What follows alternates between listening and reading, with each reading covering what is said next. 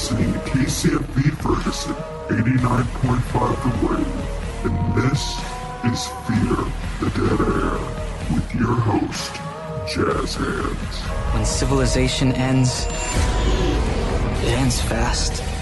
That is right, everybody. We are back for the one, the only Fear the Dead Air here on 89.5 The Wave. I'm your host, your friendly neighborhood DJ, JazzHandss, having a blast here to talk about last Sunday's epic, Fear the Walking Dead. Now, let me just say something real quick. Fear, that's how you do it. That's how you do it. That right there is how you do it. It's not Walking Dead material yet, but you got me. I'm hooked. I'm hooked now. I want to know what happens. You got me interested. So, round of applause. Congratulations for that. You're not just the sister series. You're starting to become your own. And I hope it keeps like that. I really, really hope it keeps like that. So, right now it's just me. I'm pretty sure we're going to get some people, though, trickling in. See, it's like 8 a.m. right now, and so people are still kind of getting to the station. And so we might have a crew. We might not. If it's just me, hey, that's fine. All the same, I'm still here to talk about last Sunday's Fear the Walking Dead. So, the title of that episode was called We All Fall Down, which is clearly a reference to the little girl's Ring Around the Rosie, kick, and how, pocket full of posies and everything like that. Which, first off, just my whole thoughts on the episode. I'm really, really glad because, about midway through, Travis and the gang land on the island, and they kind of, they walk up to the island. I guess it's not midway through, but midway through I was thinking it.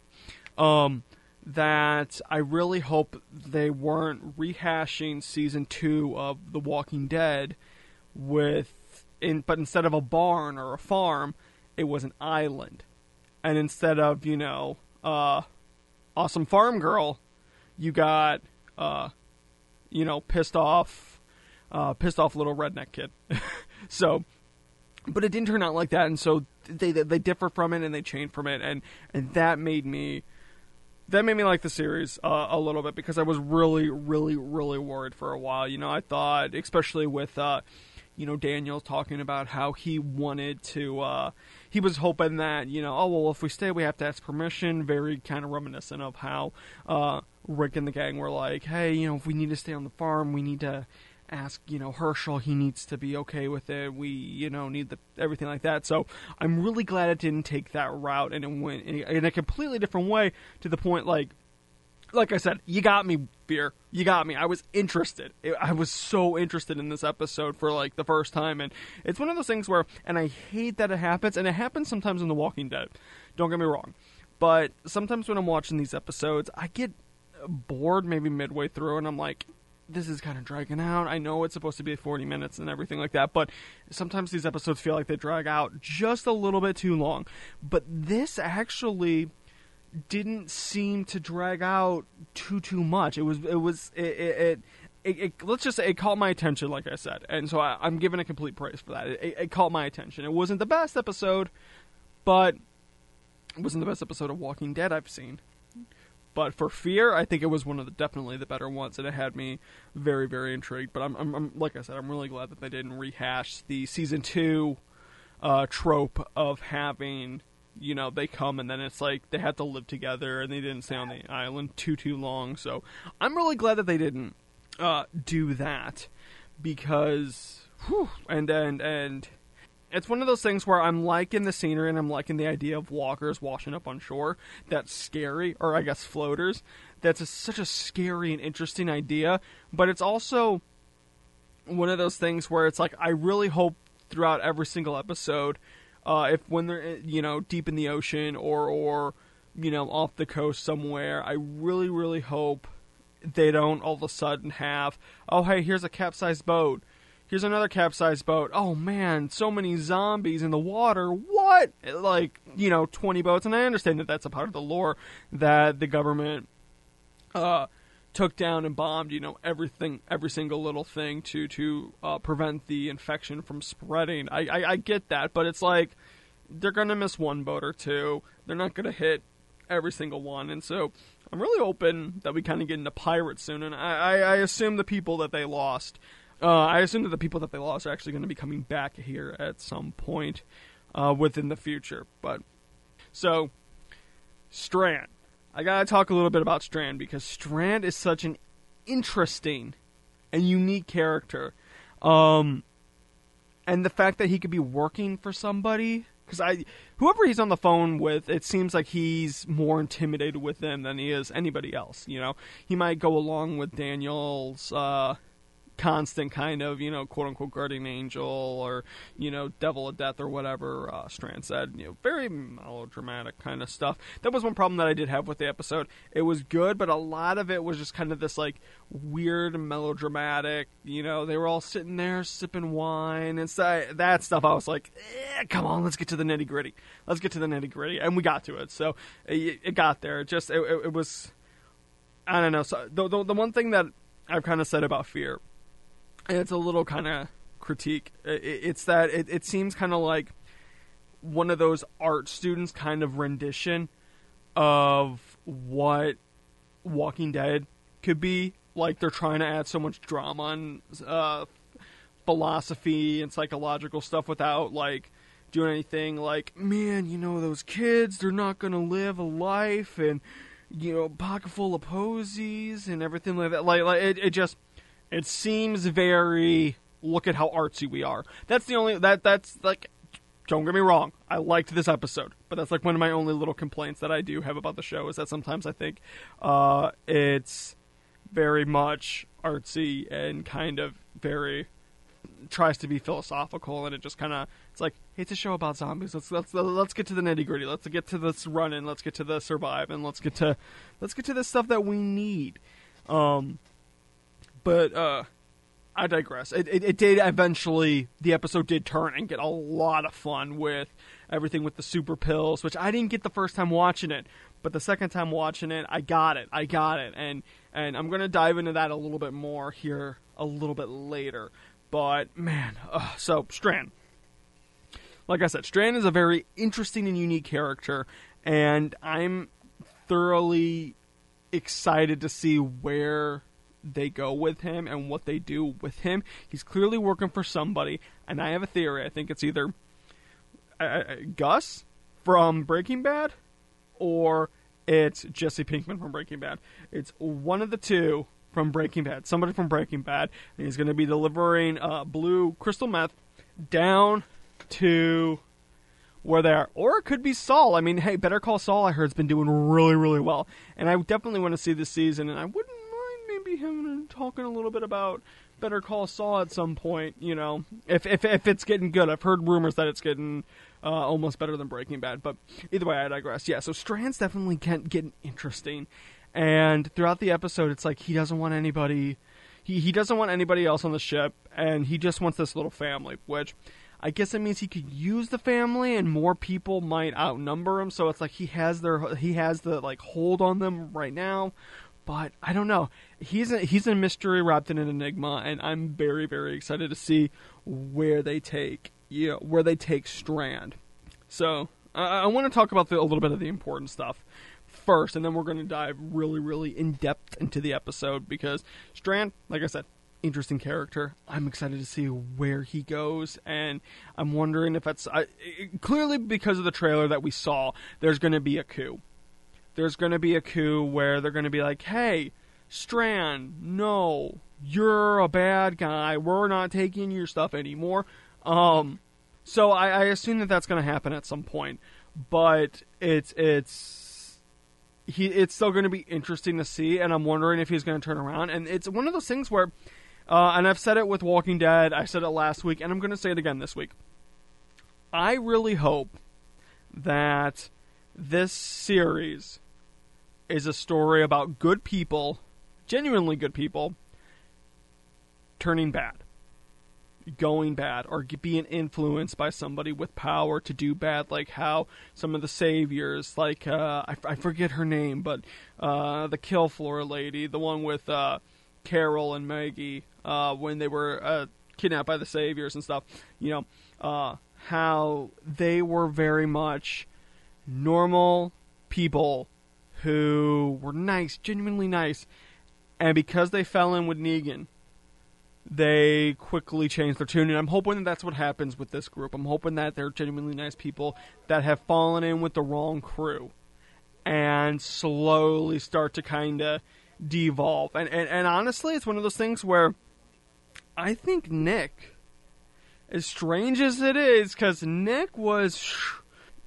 scared me this episode, and I'm going to dive in more into him in a little bit, but yeah, Nick, I think, could be probably the only good, like the one that I would like to see at least go good. But this could be stories about survivors just traveling around, going to island to island, and that could be fun. That could be fun. Like I said, I want the fun. I've been wanting the fun. As weird as that is, and as much as that is with the drama and everything, like, I like the fun. I like the, oh, this is creepy, what's going on here? Oh, there's a mystery. Did somebody turn on the light? Like, I like that stuff, and I love when, like, Walking Dead and Fear the Walking Dead do that, because, and I like the traveling around. I like seeing new places and everything, and if The Walking Dead is very much, hey, we're going to be staying in Alexandria for a while, get used to Alexandria, Hilltop, and we're going to see Kingdom. So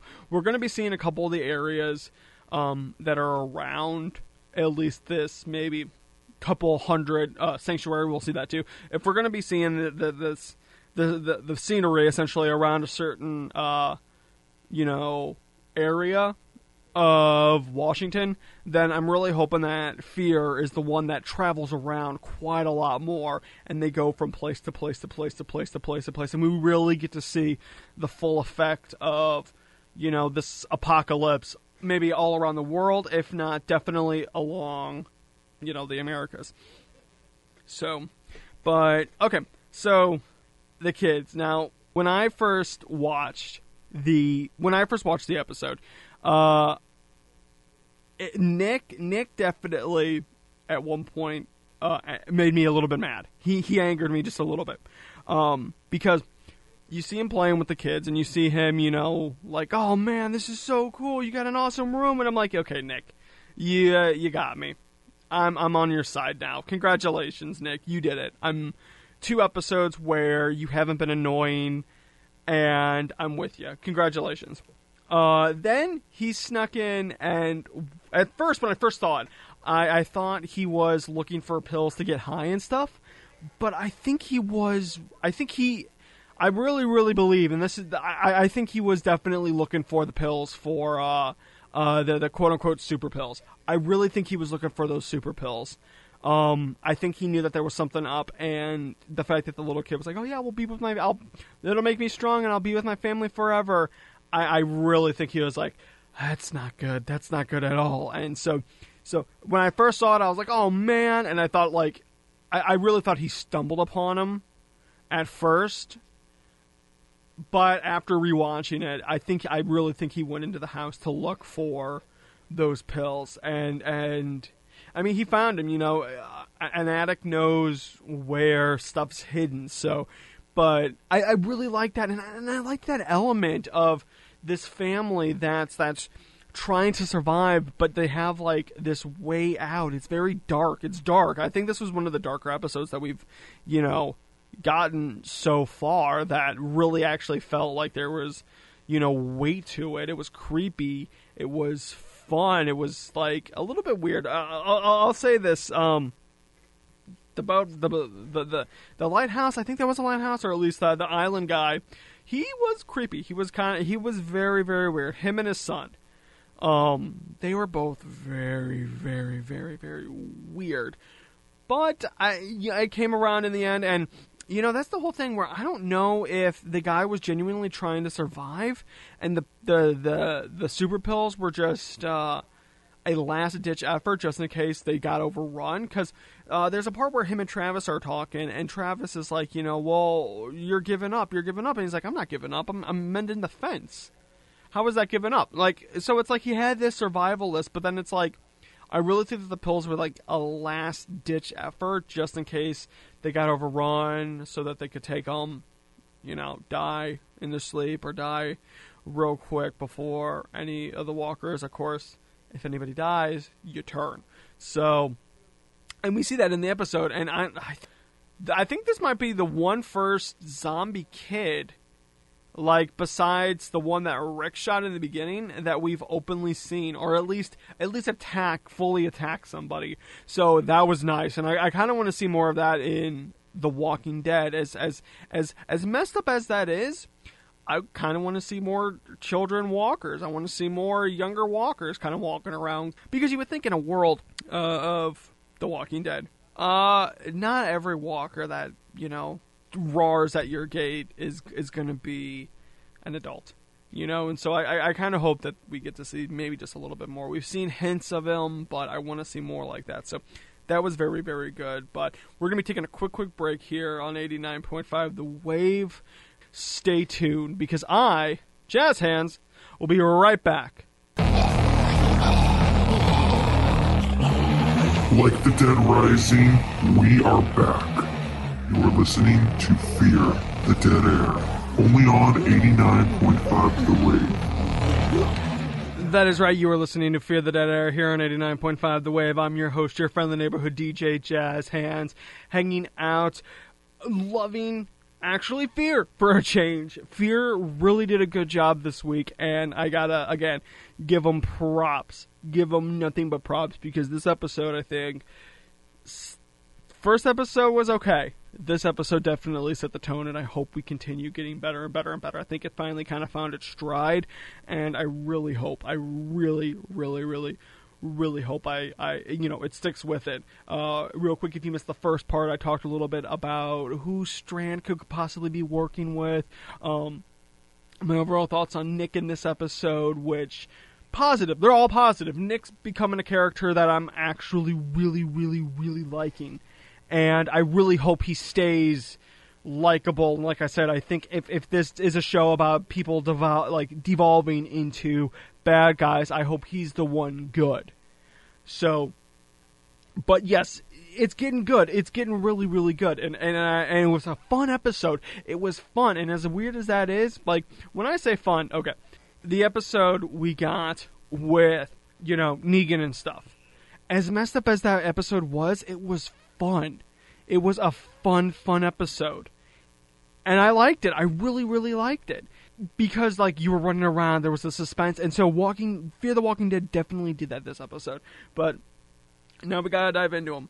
We gotta dive into Daniel a little bit, because Daniel is one of those very interesting characters. And at first, I really didn't like Daniel. At first, I hated Daniel, because even though he grew up with, you know, military kind of warfare, and he grew up a soldier and very cold and everything like that, he still, the coldness out of nowhere, for me at least, kind of, that's what really got me, because it was supposed to be the beginning of the apocalypse, but and you're supposed to care a little bit more, but now he's really come around into his own, and is making it out to be a better character, you know, a stronger character. And it's one of those things where Ophelia said something, and I'm wondering how his character development is going to go, because it's clear he's watching Strand.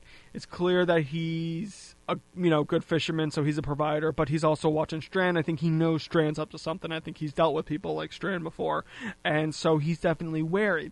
But what Ophelia said, when it's like, oh, I understand this world a lot more, you know, it's a lot colder.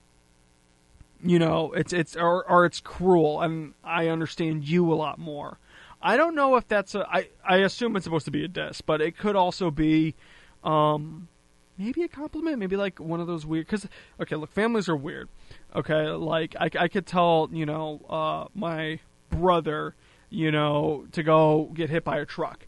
And that doesn't necessarily mean I want him to go get hit by a truck. You know, that's just how our family shows that we care about each other, as weird as that is. You know, and he'll tell me, you know, to go jump off a bridge. It's actually a lot worse. That's like just the PG version, but I digress. You know, families definitely show affection in weird kind of ways, and so I don't think Ophelia was having it be a sign of affection, but I think she was, because Daniel seemed a little bit salty afterwards. He definitely seemed a little bit salty, but I'm wondering if it's like, oh, I understand this world a lot more, and I understand you. It's cruel. I don't know if that is supposed to be that, hey, right, I understand this world. It's a very cruel and scary world, and so I understand you a little bit better, and so I guess we're okay. Or if it was supposed to be, this world's cruel, you're cruel, I don't like it, you're cruel, you're a jerk. And I really think you see that a little bit later, where Strand, Ophelia says, well, shouldn't we help him? Shouldn't we go do something? And, Daniel's like, oh, well, the kid has a gun. And, kind of keeps walking. That felt a little salty to me. But I'm wondering if it was that he was, kind of being like, okay, Ophelia, look, you think I'm cruel. I'm going to not show you how cruel I can be. But because we're alive and you're saying I'm cruel and stuff, I'm just going to be cold to you. I'm going to be cold. We're not going to see eye to eye. I'm done. Or because Daniel is one of those characters where he kind of understands people more so than some people see in themselves. He understood, I forget his name. Travis's one son. I have it written down because I was kind of prepared. Chris. Ha-ha! I found it. See, I knew I'd find it. But, when Daniel and Chris kind of had that moment on the boat, and then Travis was talking to him, and it's just like, hey, we were fishing. And when you fish, you don't talk. So that was a very interesting moment. It's like he respects people to a certain extent. So I don't know if it was he was being cold towards the kid and like, oh, well, he has a gun and, he pulled the gun and he's got his little brother, or if he's like respecting the kid. And it's just like, hey, let him do what let him deal with what he has to deal with. His family is his family. Let him deal with what he has to deal with, because essentially it's none of our business. We have our group. If anybody joins our group, which I think next week there's somebody going to be, we finally get the reveal of what happened. I think it's called Flight 47 or something, but I digress. So it definitely seems that Daniel's an interesting character, and I'm looking forward to see where they actually take him and where they go with him. It should be interesting, and I'm wondering if he was being cold towards the kid, or if he was genuinely thinking that the kid can handle his own business, because if it was his family or something, he would want the respect of, being able to do what needs to be done for his family and take care of his family, even if others might view it wrong. To him, it's right. So, but he did. I love the moment too where the kid was sitting there. I could take out all of you, blah blah blah blah blah. And Daniel just slowly pulls out the gun and holds it up to the kid's like head. And Maddie, also known as Andrea 2.0. Now, I really think there's a connection there. I'm really waiting for her, where they're talking to go, and she could be like, well, I have family in Atlanta, my cousin Andrea and Amy. Maybe we could stay with them or something like that. Like I'm wanting, I want that connection because she does. She seems like Andrea. Maddie seems a lot like Andrea 2.0. And less annoying. I love Andrea, but Maddie's definitely less annoying than Andrea. So yeah, she still got work to do. I'll give her that. But yeah. Okay, anyway, that's just JazzHandss kind of being stupid. But no, so I liked when Strand pulled the gun out, and I was expecting him to just boom right there, because or Daniel. I'm sorry, not Strand. But yeah, Daniel. The one thing that I am worried about Daniel is that it seems like because he's snooping around on Strand's boat, which it could be resolved next episode, or it could be resolved the episode after that.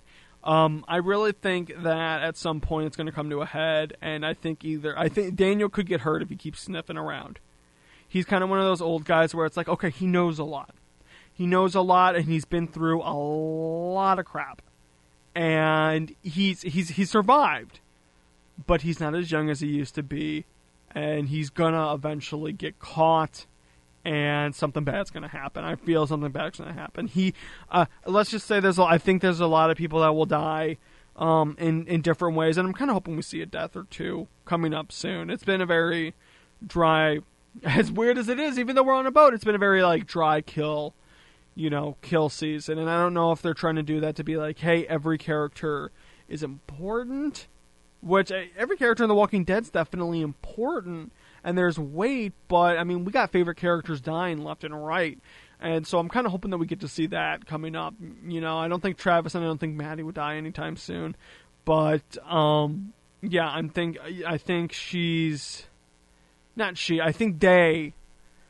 that there's going to be something, and I hope that we kind of see a little bit more death, or we at least get a couple more characters that will eventually die. But that's just me. That's just me.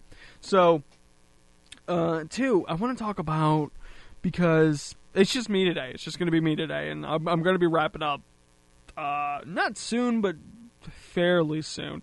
But anyway, so yeah, I want to talk about Chris, because Chris in this episode was he scares me a little bit. He really, really scares me, and he worries me quite a lot, to the point where I hope he doesn't do anything bad. It could result in his death, which I just talked about that I wanted, but no, he seems like, and I hope they don't do this, I really hope they don't do this. Because I said, in The Walking Dead, it bugs the hell out of me, where you have a character who has kind of been sheltered their whole time throughout the apocalypse, and then it's like they see Daryl and Carol and Morgan and Rick and all the gang, you know, kicking ass and taking names, and they're like, oh man, you know, I want to be a survivor, I want to go out there and not be afraid like they are, you know, I want to be like this, and so they try to prove themselves way too hard, to where they'll find a walker that nobody's messing with, that isn't messing with anybody, that's trapped in a car, and they walk up, open up the car door, wrestle with it, and kill it, and it's like, I got my first walker kill. Yeah, it's like, shut up. No. Stop. Don't try to prove yourself. Just be you and evolve over time. Because Beth tried to do it, and she died. Denise tried to do it, and she died. And I really hope Chris doesn't end up like that too, where he's trying to be, you know, like, oh, I'm going to be the walker killer, or, you know, floater. Or, I don't know what they're calling the monsters. I don't know what they're calling the walkers as of yet, but they're you know, I hope Chris isn't like, you know, I'm going to go prove myself. I'm going to prove, you know, that I can be a killer, or maybe there's this, and I hope that they kind of do it. There's this kind of dark overtone of him, like, oh, I gonna kill, or I like the idea of killing, and so he might go down a really darker path to the point where maybe Travis has to deal with him. You know, I still think Travis should have, you know, punched the heck out of his kid for the fact that, you know, Chris punched him. It was like, no, come on, dude, come on. But I could see Chris going down into a darker path where we might not know what happens to him. We might not know what happens, you know, to him. He could lighten up, and he could be a very fun character, but from the way it looks and the fact that, you know, he's like, oh no, there's one more, let me go get it. You know, he's going out of his way now to kill walkers. And there's a little vendetta there. I'm sure that there's a little vendetta there. You know, he wants to kill the things that killed his mom. That's fine, but it's like, dude, step back, okay? Look, you're gonna get killed. Don't put yourself in dangerous situations to prove yourself. You know, be ready for those dangerous situations, but don't put yourself out there, because you go looking for trouble, you're gonna find it, and it's gonna bite you in the ass, okay? And you're gonna turn. That's what's gonna happen. And I don't, Chris, you need to slow your roll. Now, I do want to talk about Travis and why he was so freaked out. Like, it was interesting, and I don't know, it was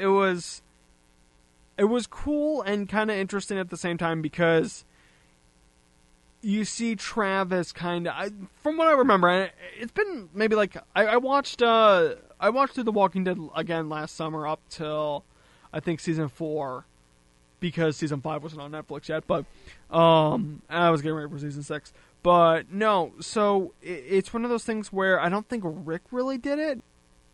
Or not Andrea. Lori might have, but I don't remember them really kind of flipping out when they saw Carl killing the walkers and everything like that. You know, it was kind of like it was kind of like, okay, he's a part of the group. He needs to learn to defend himself. And of course, it's way further, you know, into the apocalypse. Maybe Rick could very well be awake by now that I think about it. Where if Fear is, he could very well be awake.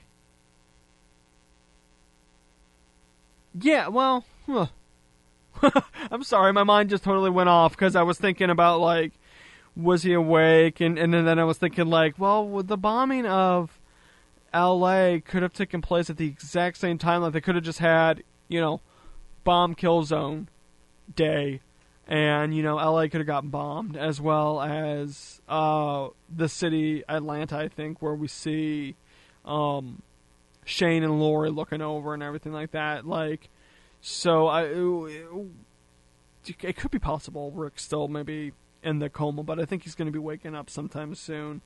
But yeah, okay, so I digress. Yeah, you know, but it's interesting, and I kind of liked. I do like it that Travis is like, he's a kid. He's supposed to be worrying about school and girls and stuff like that. He's not supposed to be, you know, killing these creatures that are running around.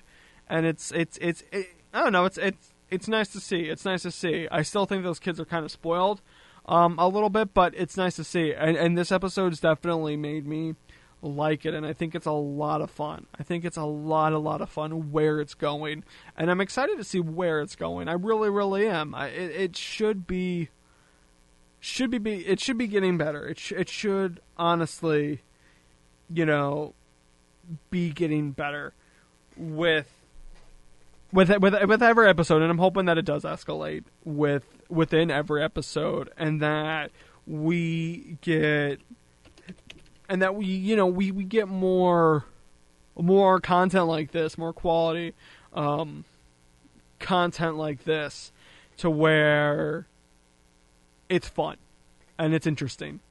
So, future predictions, because I'm wrapping up. I know it's ending a little bit early, but I'm wrapping up. I'm the only one talking, and I could keep going on and on, but I think I've said pretty much all that I need to say, so let's get into the future predictions. Future predictions. I think that they're, like we saw in the preview, they're going to come across the plane crash from Flight 42, I think it was, or 43. Flight, the flight where we got to see all in The Walking Dead. With each break, we got to see a little bit more and more of that. So we see that girl, who she clearly survived, and then we see Strand, pulling his gun out, and he's going to go after these walkers. A lot of walkers. I think the most walkers that we've seen at all this season. Like, we've had a couple in the beginning, and then nothing, and then we've had a little bit more, and then nothing. Like, so we've been needing some heavy walker attacks. So, but yeah, I think that that's where it's going to go. I think that possibly Strand's idea or Strand's true motive is going to come into play, and we might be dealing with him coming up this next episode, because he said to the person on the phone, "I'll see you at sundown. I'll be there. So he's going to be, let's go. And he's going to try to manipulate people into going into this place. And I still think it's Jesse Pinkman. Jesse or Gus or somebody from the cartel. It's somebody. It is going to be somebody. And Fear, keep it up. I'm watching. And I'm going to give you praise. This was a great episode. Keep it up. I really want to like you. So keep it up. And then I won't have any complaints. But thanks, everybody, so much for tuning in. This episode will be up later at facebook.com/STL Dead Air. I'm JazzHandss, and stay tuned because I got more awesomeness